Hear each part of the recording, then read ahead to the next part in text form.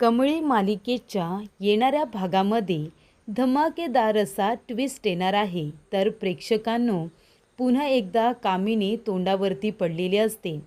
कॉलेजमधील अटेंडन्स कमी असल्यामुळे कामिनीने मॅनेजमेंटला सांगून जबरदस्तीने कमळीला कॉलेजमधून बाहेर काढण्याचा प्रयत्न केलेला असतो। पण इथे कमळी कुठलीही गोष्ट बेजबाबदारपणे करत नाही।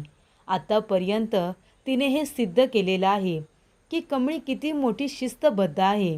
कशा पद्धतीने ती आपलं काम नियमामध्ये राहूनच करत असते आणि त्यामुळे प्रेक्षकांनो, कामिनीला कमळी बेजबाबदार वाटते आणि म्हणूनच तिने कमळीला अटेंडन्स कमी असल्यामुळे कॉलेजमधून बाहेर काढण्याचा निर्णय घेतलेला असतो आणि तिला कुठल्याही परीक्षेला बसू दिलं जाणार नाही असं सुद्धा सांगितलेलं असतं आणि त्यानुसार नोटीस देखील लावलेली असते। नोटीस वाचल्यानंतर ही गोष्टी कमळीपर्यंत पोचते आणि हा विषय अन्नपूर्णापर्यंत सुद्धा जातो आणि तेव्हा प्रेक्षकांनो, सगळ्यांसमोर इथे आता कामिनी कमळीला हाताला धरून कॉलेजमधून बाहेर काढत असते आणि त्याच वेळेला तिथे अन्नपूर्णा येते आणि कामिनीचं थोबाड फोडत कमळीला कॉलेजमध्येच राहण्याची परवानगी देते आणि इथे पुन्हा एकदा कामिनी तोंडावरती पडलेली असते। तर प्रेक्षकांनो, येणाऱ्या भागामध्ये कशा पद्धतीने या गोष्टी पुढे घडत जातात आपण सविस्तरपणे बघूया। तर प्रेक्षकांनो, कमळीला कॉलेज करायचं असतं, पण आता तिच्यावरती तिच्या आईची जबाबदारी आहे, तिच्या ट्रीटमेंटची जबाबदारी आहे आणि त्यामुळे कमळीने ठरवलेलं असतं की आता कॉलेजला मी रोज जाणार नाही, आठवड्यातून एकदा ते दोनदा मी कॉलेजला जाणार आणि मी आता नोकरी करणार, कारण तिला घराचं भाडंसुद्धा द्यायचं आहे आणि तिच्या आईची ट्रीटमेंटसुद्धा करायची आहे।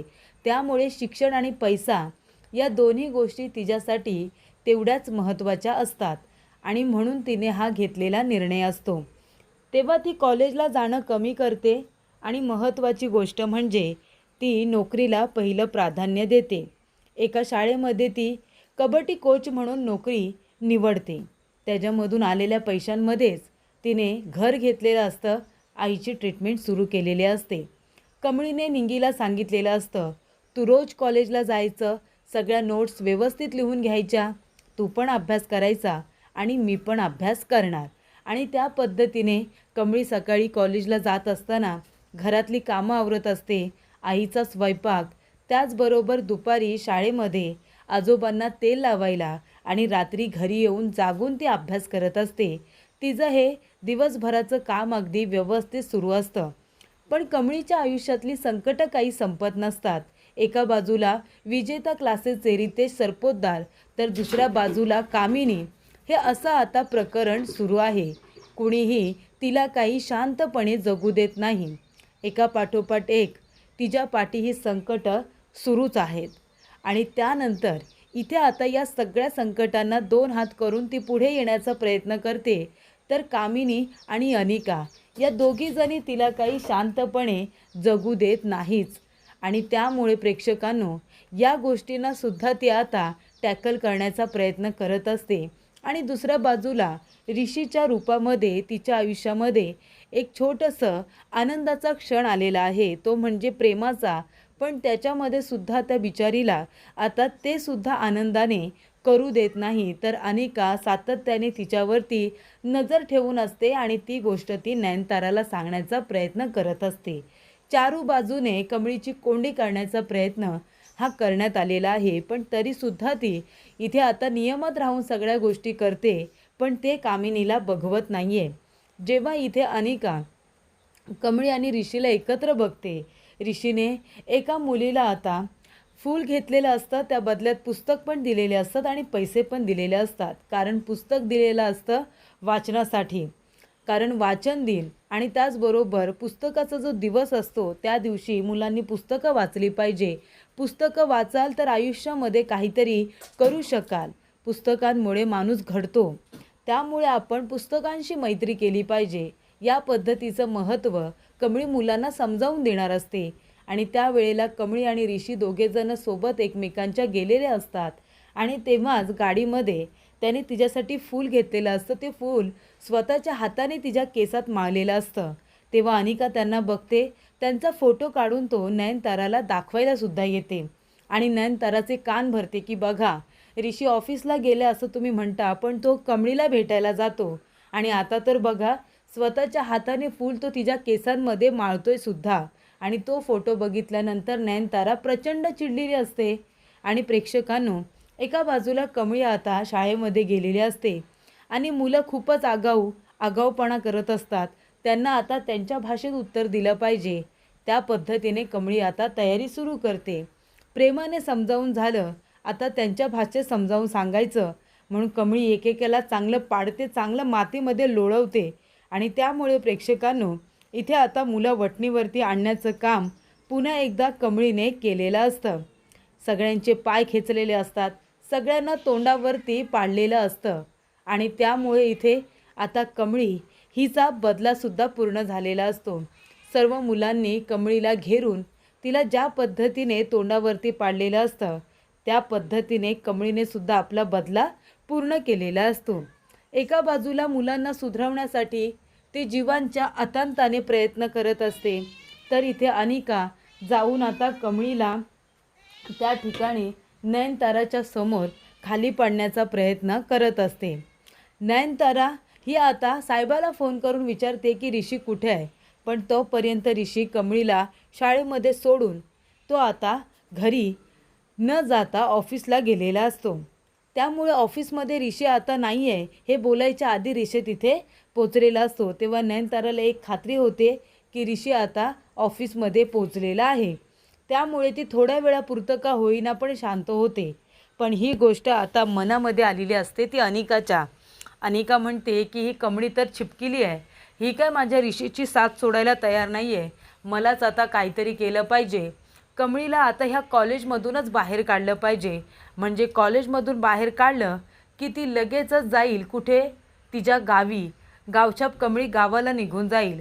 आणि म्हणूनच इथे आता कमळीला बाहेर काढण्यासाठी तिने कामिनीला फोन केलेला असतो आणि ती म्हणते, हे बघ आता ग्रॅनी आजी, तुलाच काहीतरी करायचं आहे या कमळीला, या गावछाप कमळीला कॉलेजमधून बाहेर काढण्यासाठी. तेव्हा कामिनी म्हणते, तू कॉलेजमध्ये पोच, मी थोड्या वेळातच तिथे येते. आता त्या कमळीला आपण दोघीजणी मिळून कॉलेजमधून हकलून देऊ.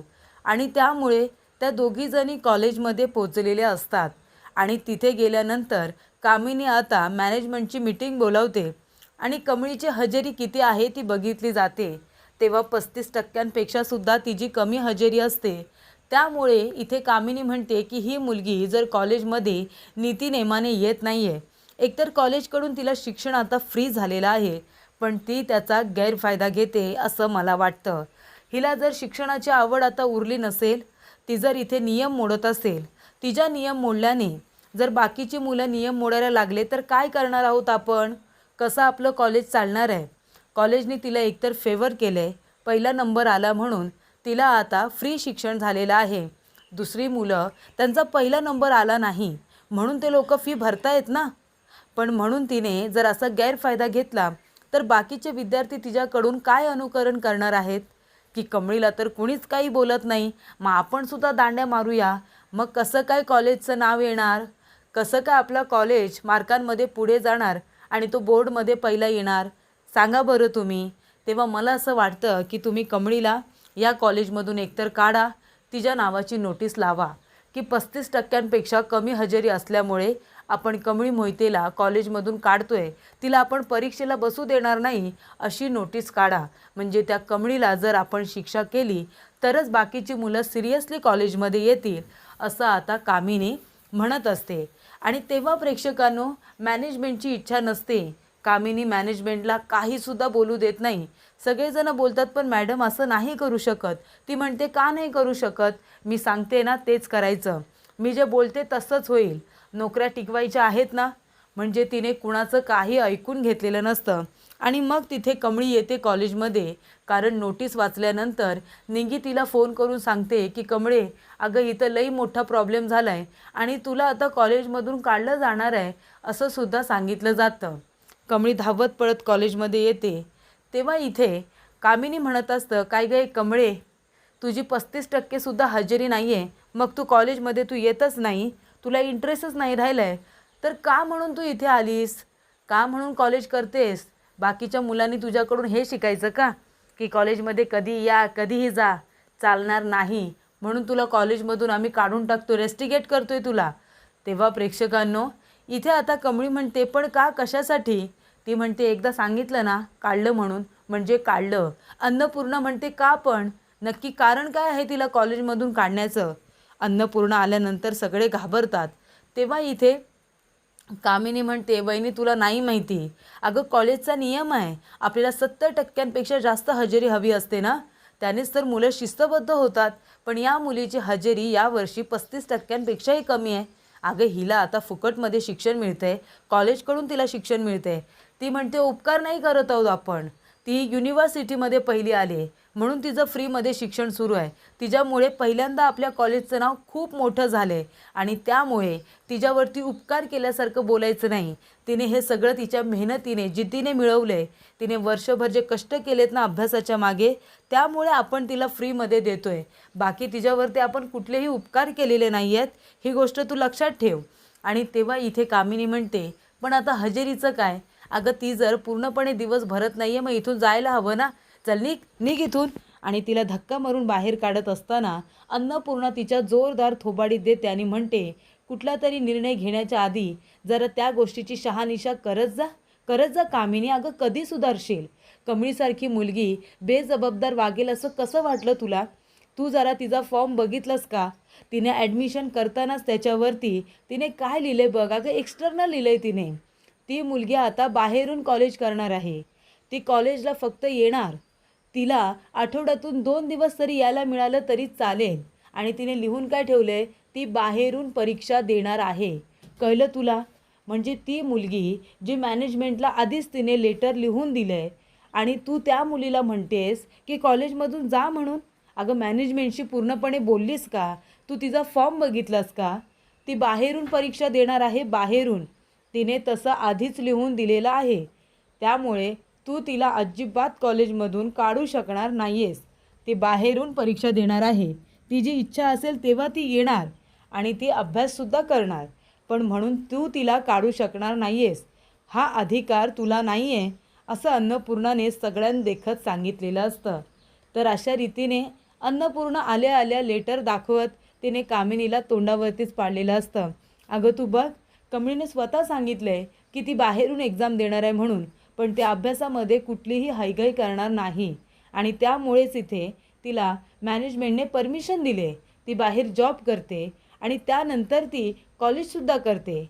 असं सांगितल्यानंतर कामिनी, जी आता कमळीला कॉलेजमधून बाहेर काढायला आलेली असते, ती तोंडावरती पडते आणि मान खाली घालून तिथून निघून जाते.